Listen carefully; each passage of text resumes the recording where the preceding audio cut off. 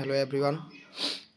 তো তোমরা কি জানো আমরা যে ভারত দেশটা এটার তিনটার নাম যে ভারত, ইন্ডিয়া, হিন্দুস্তান কিভাবে নামগুলো আইছে? তো দেখো আমি কইরাম। প্রথম হইল গিয়ে ভারত।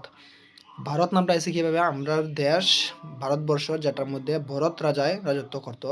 তো তাইনার নাম অনুসারে জায়গাটার নাম হয়ে গেছিল কিতা ভারত। তো এটা সবচেয়ে প্রাচীনতম নাম আমরা ভারতবর্ষের, ঠিক আছে? এরপরে আমরা ইন্ডিয়াত। তো ইন্ডিয়া কিভাবে হয়েছে? ইন্ডিয়া হয়েছে গিয়ে তোমার এই যে গ্রিক আর ইংরেজ তারা আমরা ইন্ডিয়াত আইতো। তো ইন্ডিয়া যে এটা আছে ইন্দাস নদীর কিনারো, যেটা বাংলায় কয় সিন্ধু নদী। তো ইন্দাস নদীর কিনারো যেহেতু, তো তারা এটার কিতা হইতো ইন্দু ইন্ডিয়া, ইন্দাস, ইন্ডিয়া এইভাবে আর কি।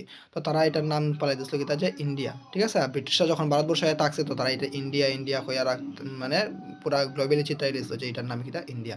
তো এইভাবে আইলো ইন্ডিয়া। নেক্সট হলো গিয়া হিন্দুস্তান।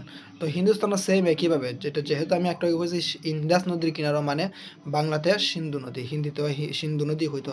কিন্তু পারস্য দেশে মানুষেরা যেমন মুঘল তারা এটারে সিন্ধু কইতে পারতো না, তারা হইতো হিন্দু।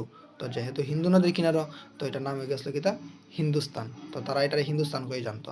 তো এখন তো তিনটা নামই আছে আমরা, ভারত, ইন্ডিয়া, হিন্দুস্তান। কিন্তু আমরা সংবিধানের মধ্যে কিতা দেওয়া এটা ইম্পর্টেন্ট জানা। তো আমরা যে সংবিধান আছে এটার মধ্যে দেওয়া আছে ভারতের নাম ইন্ডিয়া, দ্যাট ইজ ভারত, মানে মেনশন করা এইভাবেই ইন্ডিয়া দ্যাট ইজ ভারত, মানে ইন্ডিয়া যেটা হইল গিয়া ভারত, ঠিক আছে?